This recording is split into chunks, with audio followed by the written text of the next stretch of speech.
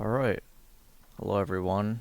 Sorry we're starting like 7 minutes later, unfortunately, today, but hopefully I can go a few minutes longer. So on last episode we did a review of Star Wars The Bad Batch, which is basically a sequel to the Clone Wars show.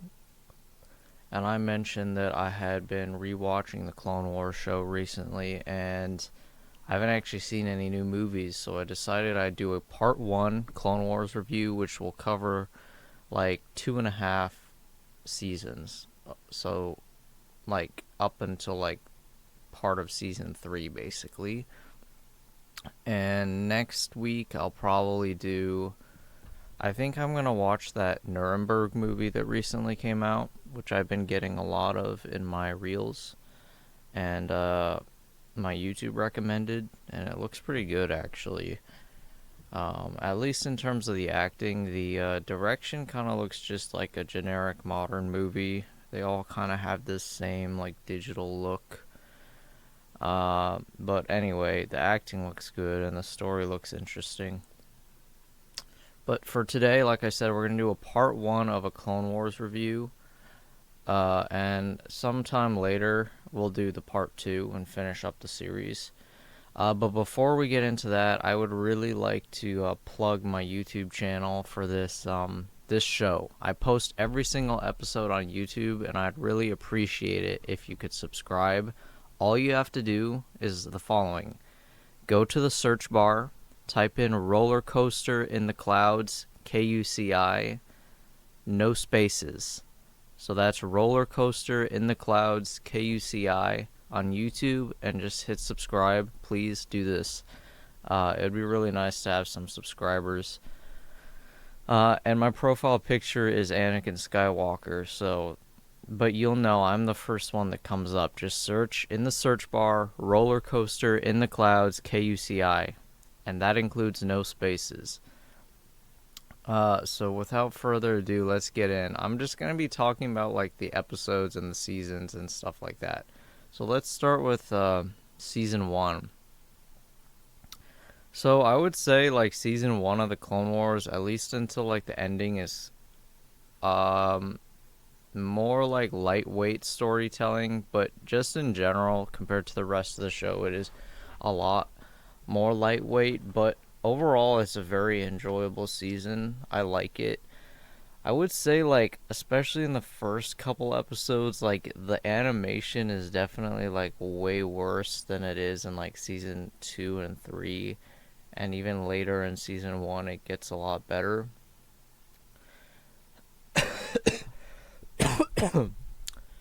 And the show takes place out of chronological order, so it kind of jumps around. But the first episode is, like, the pilot.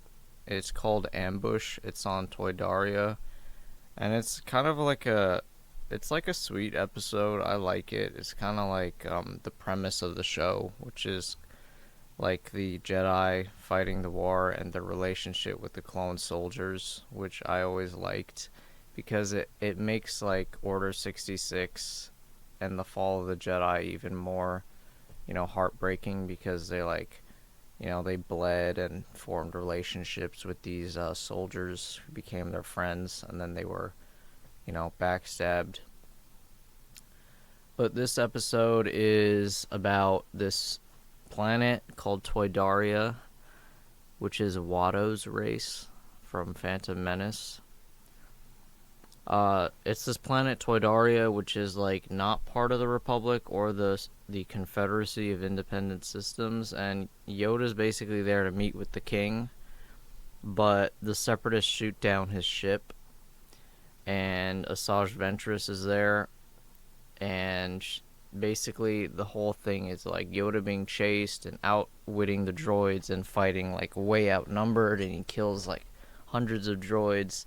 And the episode ends with like Yoda totally humiliating Asajj and showing that he is the true, Jedi master, and she's but a mere assassin. And it's a really good episode. It's like definitely like lightweight, but it's really solid.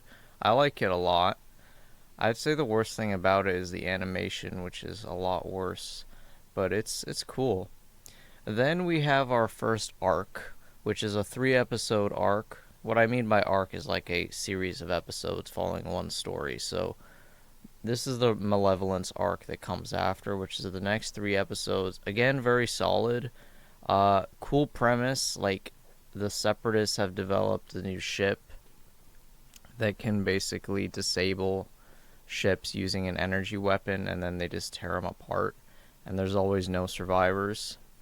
And this scene, or this episode arc, has a bunch of cool moments. One of my favorites is Plo Koon is trapped in an escape pod with these clones, and the clones are like, um, they're doubting whether any rescue party will come find them because they're like, we're just expendable, sir. And Plo Koon is like, not to me. Which is like an iconic line from the Clone Wars, which once again sort of is the whole premise of the show, which I love. I thought that's it's such an amazing like moment with uh a Jedi master. That what I love about this show is it develops like the characters we don't really get to hear from in the prequels. So it's just an amazing moment that shows like who he is and what the Jedi are and their, you know, respect for life, no matter if they're clones or not. And yeah, they're rescued, and then the next 2 episodes are about attacking the Malevolence, saving a like a medical station that's being attacked by the Malevolence, which is the name of the ship. And the final episode is really cool. Padme is taken hostage by Grievous, but then Anakin and Obi-Wan board the ship, rescue the senator, and destroy it. Then the next episode is about this like listening post in the Outer Rim or something like that, next to Camino, that is hijacked by Separatists in order to invade Camino. And it's a really good episode. Yeah, that's all I have to say about that. Now the next episode, Downfall of a Droid, is like rated a 6.5, which sort of confirms my theory that people just rated things way harsher back in the day, because if this was an episode of Bad Batch, people would rate it like way higher. It's actually a really good episode, and it has no right to be rated this low. Basically, it's about Anakin, or R2-D2 is like destroyed, or not destroyed, but he's damaged and he's taken by scrappers. And this is when it's revealed that like Anakin doesn't wipe R2's memory because it helps them like in combat. So they have to go find it before the Separatists like crack his encryption or whatever. So he gets a new droid, but the droid's a spy, and the whole episode is like the droid like screwing them up, and it's good. And then the next episode is part of that arc, and it's basically getting R2-D2 back. The episode after that is called Bombad Jedi, which once again is rated a 6 out of 10, which is just so stupid. It's not a bad episode at all. The only reason like people would rate it low is because they don't like Jar Jar Binks, but he's kind of funny in it. So some of these episodes are just like rated way too low. But it's good. But once again, it's kind of like just a lightweight episode, like about a random planet that's almost succeeds to the Separatists, but their plans are foiled. And then this starts a really cool arc because Newt Gunray is captured, and this starts the next episode, which is rated a 7.9 out of 10, a very good episode. It's about Newt Gunray captured, but Asajj Ventress comes to save him, and it's a great episode where we get to learn about Luminara Unduli, who's a Jedi Master again, who fought on Geonosis, and she's actually quite powerful. I like her a lot. And Ahsoka's on the ship, and we, get to see more of Ahsoka, which is always good. Then the next episode's called The Lair of Grievous, which is actually quite a significant episode to, like, the background of the Jedi, because it follows Kit Fisto and his former Padawan, who track down Newt Gunray's signal, but it turns out it's a trap, and it leads them to Grievous's base. And basically, Count Dooku informs Grievous that he's unsatisfied with him and that he must prove himself by killing the Jedi. But I'd say the main significant part of this is the former Padawan. Let's see what his name is. Oh yeah, Nahar. The former... Oh, it's voiced by the guy that played SpongeBob. That's funny. I did not realize that. He sounds nothing like him. Anyway, so yeah, Nahar is basically like a young Jedi who is like quite arrogant and doesn't really follow the code, and he is like overconfident and always wants to fight and doesn't follow the traditions and the code of the Jedi, and this sort of like it makes his former master Kit Fisto like quite displeased and like kind of embarrassed. And throughout this episode you can see just like how the animation is done of the fight scenes, that Nahar is always like really flamboyant about attacking, and he doesn't seem to have much restraint, and he always wants to be the one that like destroys the droids and stuff. But the episode ends with Master and Apprentice separated, and Nahar tries to take on Grievous, and he is unfortunately killed as his master looks on from a security camera. And it's a pretty cool concept and scene because it shows a lot about where the Jedi sort of went wrong.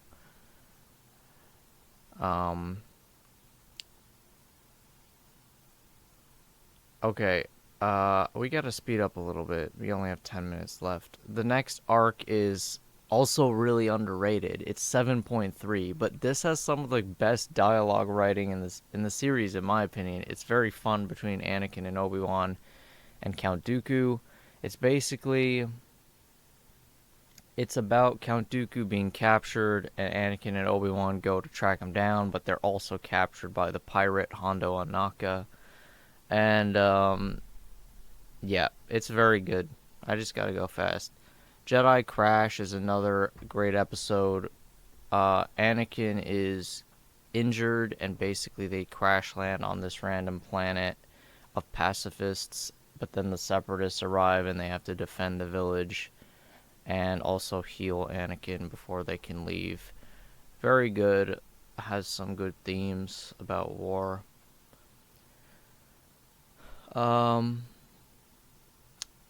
Trespass, which is on a moon of Pantora. Very good episode.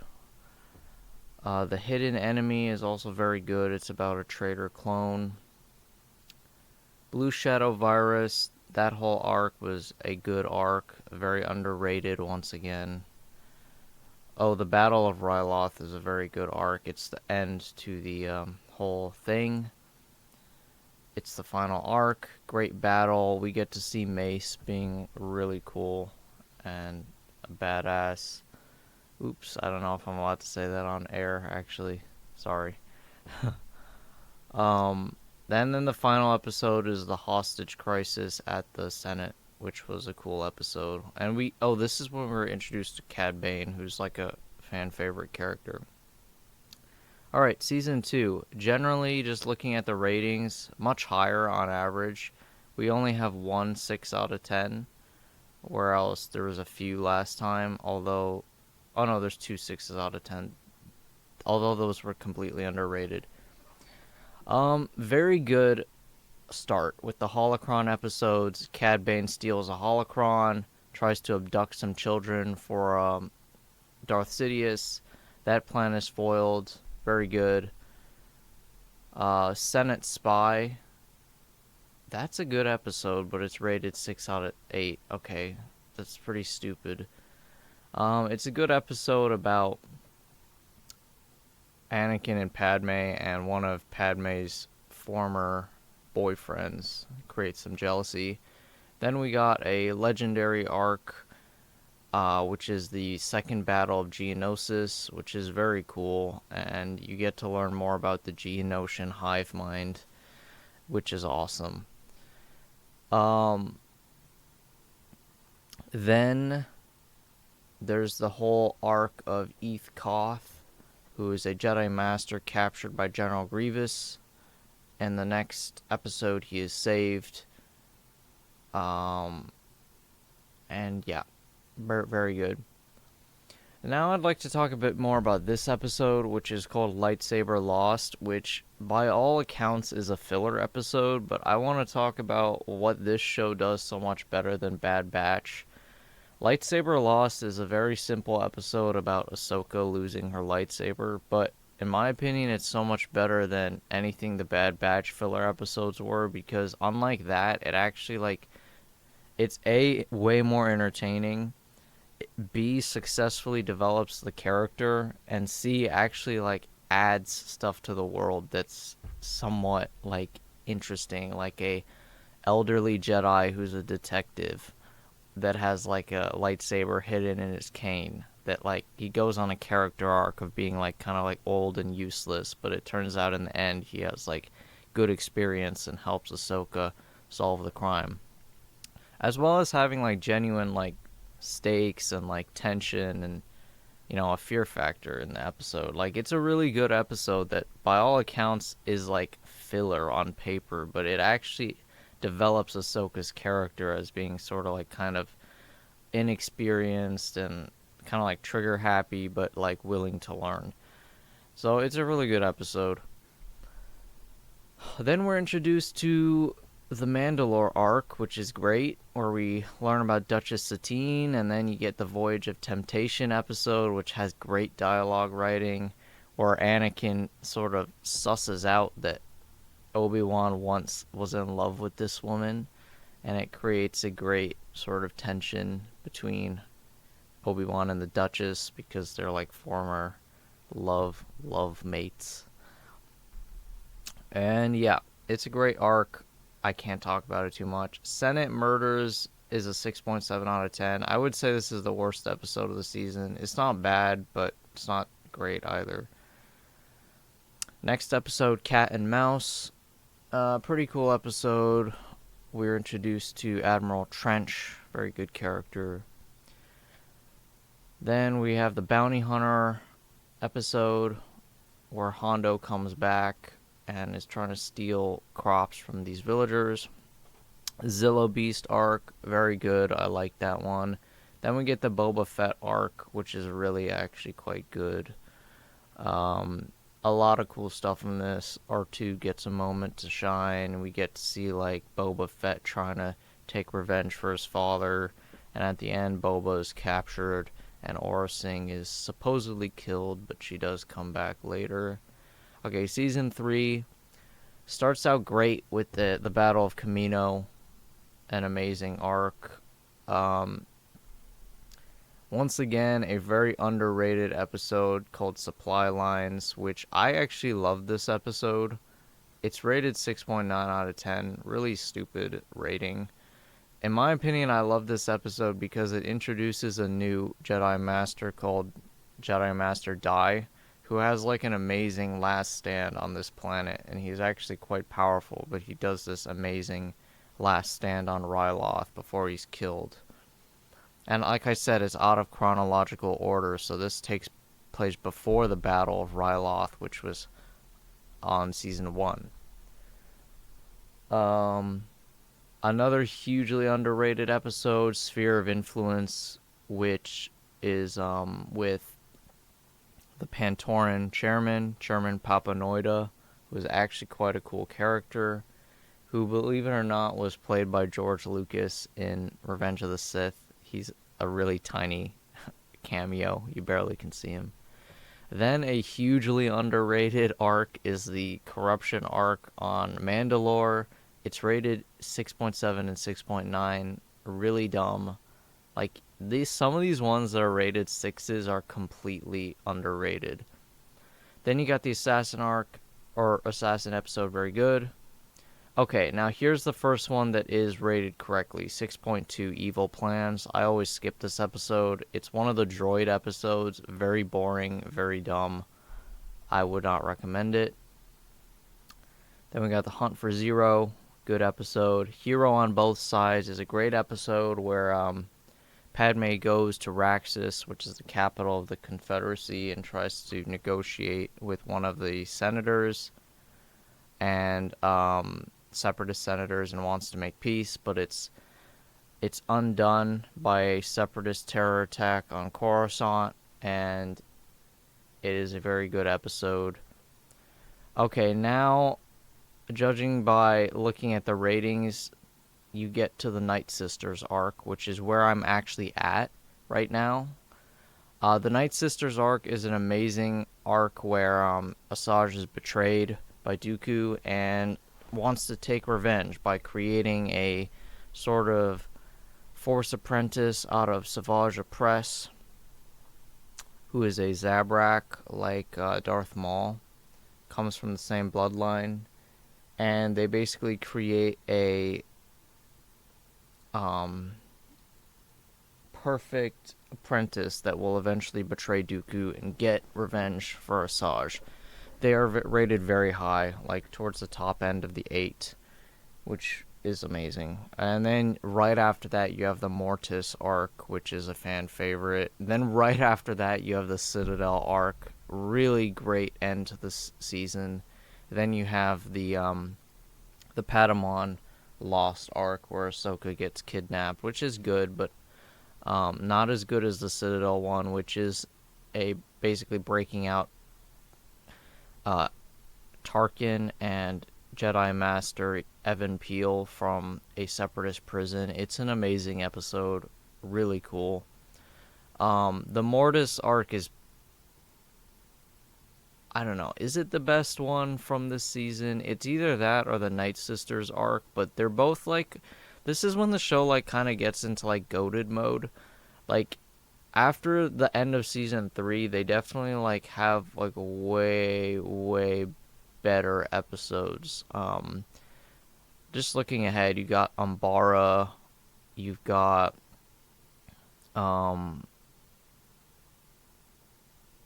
oh yeah, the box, which is the killing of trying to kill Chancellor Palpatine. You got more of the Darth Maul stuff coming up, and then, you know, you got a bunch of other arcs. I won't spoil it. We'll do that in part 2. I don't think the next person is here. Well, if they're here, they will show themselves, but anyway, we can keep going right now. I'm sorry we went so fast, but I'll just talk more about season 3. Like I said, the show sort of gets in God mode towards the end. Like, it's starting to get way darker, and the storytelling is way more complex.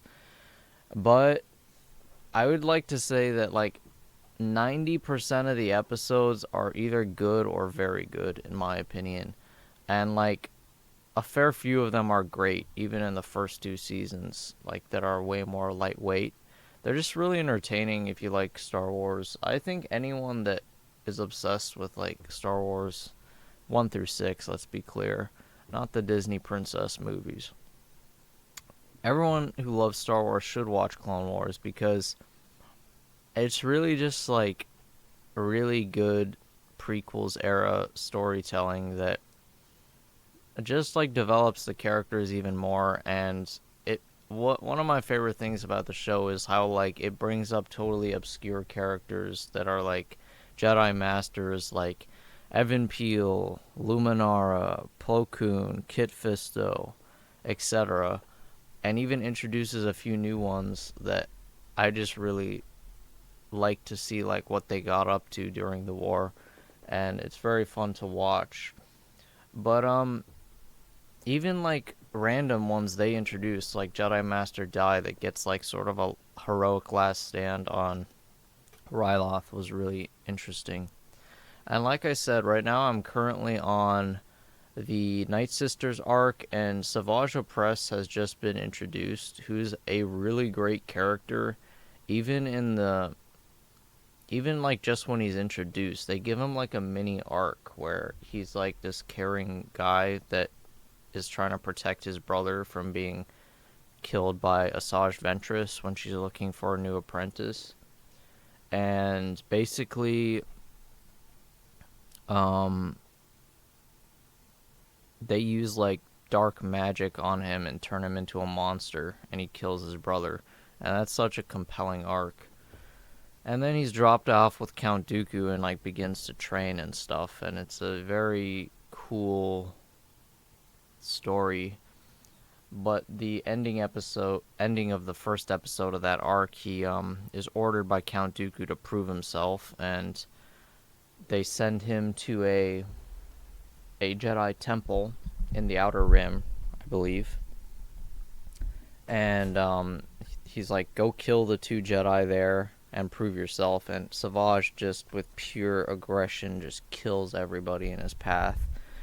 And I like that about his character. He's just a brute, but also is kind of compelling because he was like a normal, good person before. And it looks like the next person is here. So yeah, that's been the second episode of my new show. I appreciate you for tuning in. Um, like I said, please subscribe to my YouTube channel.